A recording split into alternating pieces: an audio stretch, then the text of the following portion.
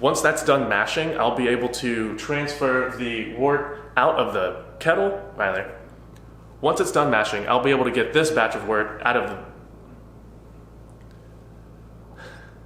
Once this batch of...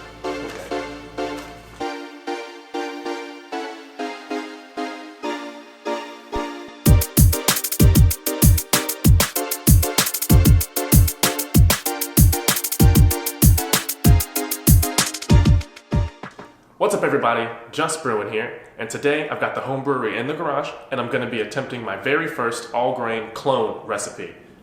The idea with the clone recipe is, just like every other recipe, I'm going to be following the instructions, hitting some target temperatures and gravity readings. Well, the difference here, the end product, I'm expecting it to be very close to a beer that you would find on a shelf near you.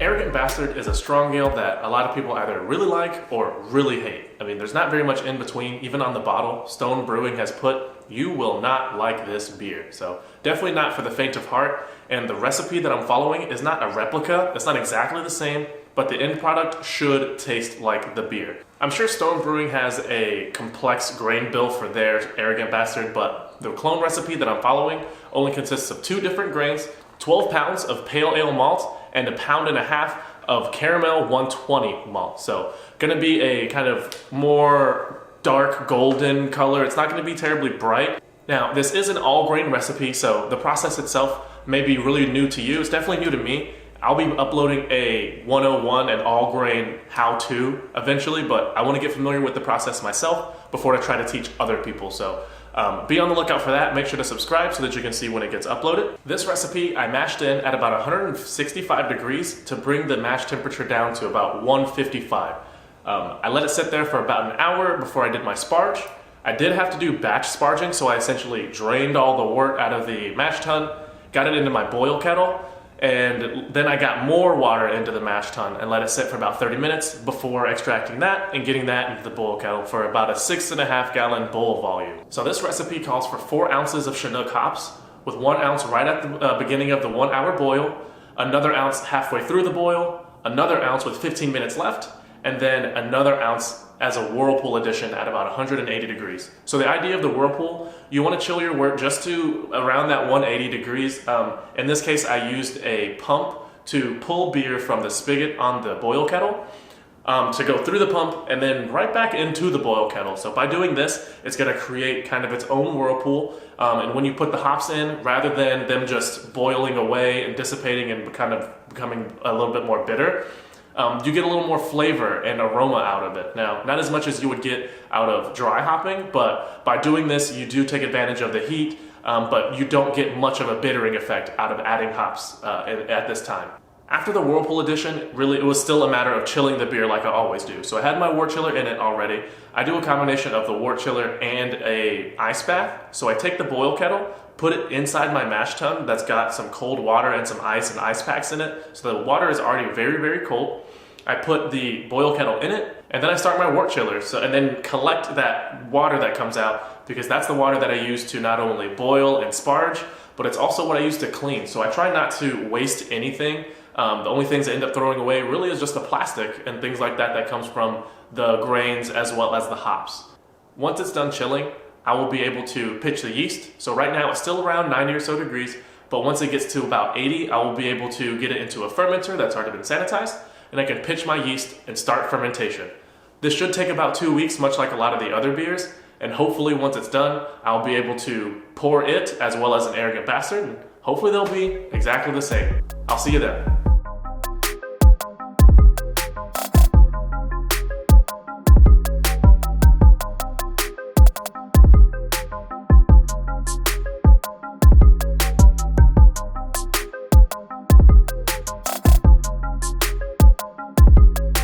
So, it has been just over 2 weeks since we brewed this Arrogant Bastard clone.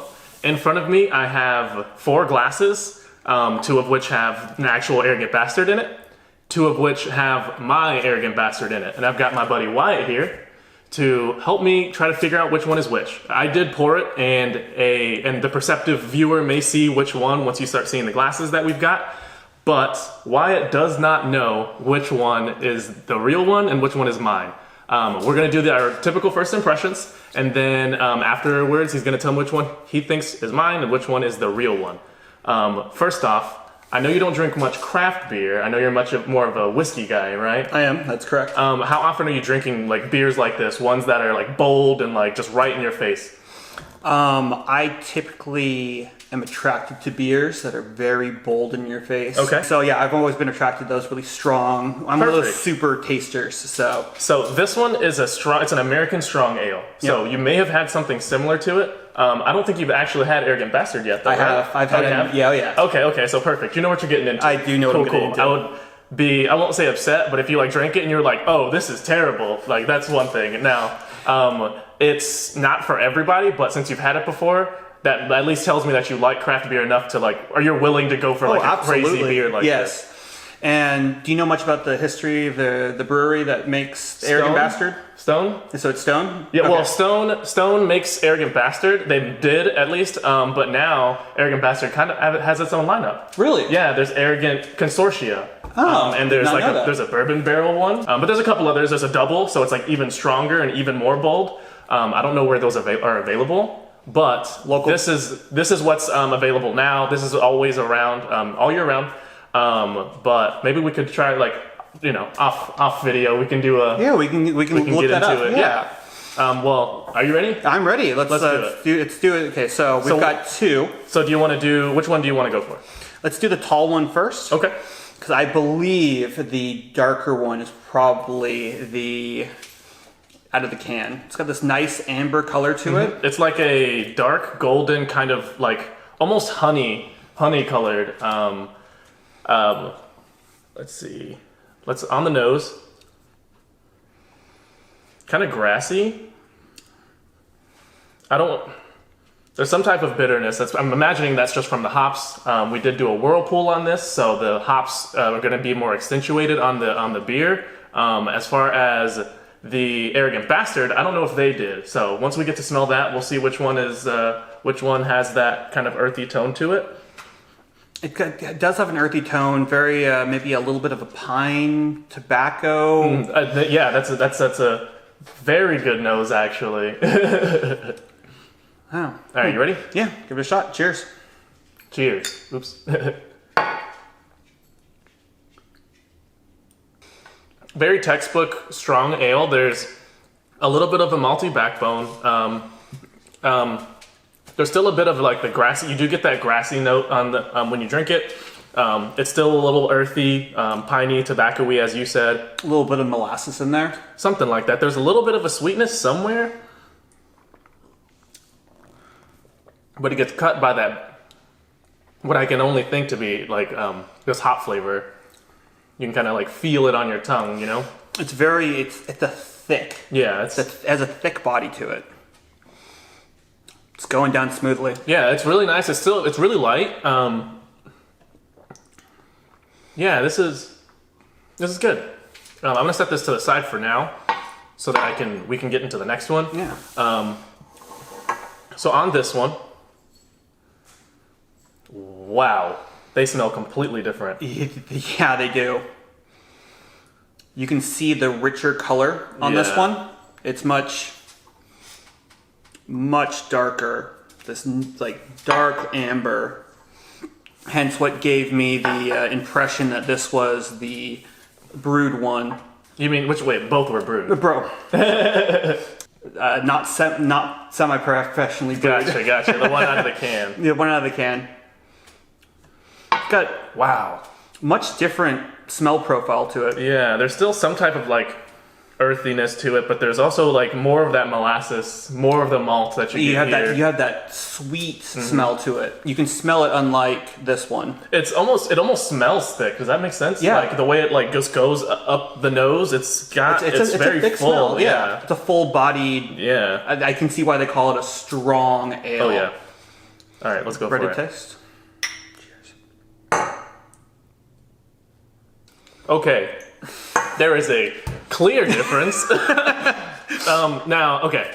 All right, let's go ahead and do it. Yeah, you were right. You were exactly right. Okay, so the ones in the tall glasses are my Arrogant Bastard. Yeah. Still a good beer, still drinkable.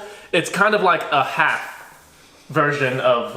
It's like a light version of the Arrogant Bastard. It's like because the Stone or now Arrogant Consortia has probably a crazy complex, probably 6-7 different malts, or maybe even just darker, heavier malts. That comes all the way through. Well, this was okay. So just a little backstory on this, on the one that Justin brewed. Last year during Christmas, Justin just started getting into brewing, and as a Christmas gift to him, I got them this Arrogant Bastard clone. And Justin wasn't deep into brewing at that time. Not at the time. He needed a lot more stuff to be able to brew. And so he's been waiting until he got all the paraphernalia to be able to brew this, and he's finally gotten around to it, and it's actually a successful attempt at it. Thank you. If this would be perfect for people who aren't used to the strong ale taste, and it's totally drinkable by everyone. It's much. Yeah, it's a very tame version. It's not so much an Arrogant Bastard, more just arrogant. Yeah, that's a great way to put it. More just arrogant. But it just doesn't have that. It doesn't have that kick. Like, it's delicious. But I'm wondering what in the process, or since it was a clone, how close they were able to get to the Arrogant Bastard. The recipe was from a very popular online homebrew supply store. Yep. So I wouldn't say that they're going to cut corners, but you're not going to get something as intimate out of something that you buy from them, which is mostly why I like to buy all my recipes and everything locally. Yeah. You get a little bit more. One, you're supporting this small business. Exactly. But two, you get a little bit more, for lack of a better term, intimacy out of the products that they have. When I tasted this, and I almost gave it away. I tried not to, but you already pegged it. But this was the first time I've done a Whirlpool edition for the boil, and like right when I smelled it, all I got was the Whirlpool edition. Like you can at least know now that I know, I immediately could tell. Granted, I poured them. But I now see the difference in a Whirlpool. Yeah. Awesome. Yeah. For some brewer's notes, clocked in at 7.1%.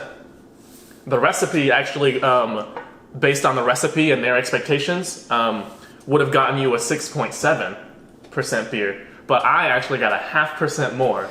So I went and bought 2 packets of yeast instead of just the one, just to make sure that I got all the fermentable sugar out of it. Like I could drink a case of this out on the golf course or doing something. No, this is a 7%. So yeah, a guy like you've been doing this a minute, so you'll be fine. But other people may not be able to throw a few back on the golf course. At least not and drive a golf cart. You know what I mean?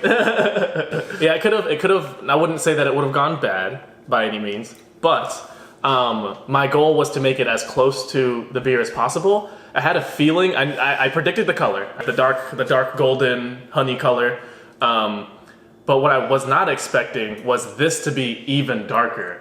I hope that there's more than just 2 different malts in the actual Arrogant Bastard. If there is only 2 malts, I messed up somewhere, which is fine. I mean, that's the whole point is to be able to make something that's drinkable and that'll get you drunk, and this will do just that. So I definitely checked that box, but yeah, I would agree with you. It's a good beer. It is not Arrogant Bastard though. It's not. No. It's like I said. It's its own. It's tame. Yeah, it's tame. Yeah. This would be a good first step, and then Arrogant Bastard, and then the double. So I feel like it's close, but it's actually just far enough to where it's its own beer. Yeah, I definitely serve this at a party. Well, I got lots to go around, so I'll make sure to send some home with you. Awesome. Well, thank you guys for spending time with us this evening. We appreciate it. Justin, thank you for inviting me on. Yeah, of course. I'll be back soon. Don't forget to like and subscribe. Don't forget to visit justbrewing.com where you can see my brew schedule. I don't have much on it at this second because I'm not brewing right now. I'm in the middle of a move, as you know. As I do know. So some of the videos that I am going to be putting up may not include brewing, but we'll get to that. I have yet to buy another recipe. I usually buy every week. I haven't bought yet because I don't know if I'm going to have time to brew. But definitely keep an eye on justbrewing.com so you can know when I am brewing. Don't forget to visit justbrewing.com/merch, where all merch proceeds are going to be donated. If you like this shirt, there's another one that's actually better. So definitely check out the website and let me know what you think. That'll do it for this video. Hopefully, if you guys liked Wyatt, you'll definitely be seeing him again. I've got an idea that'll definitely bring him back. So thanks for viewing. Just Brewing.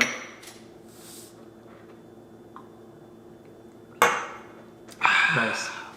Did you have fun? Dude, I had a blast. Of course, dude. Oh, you'll be back. Don't worry.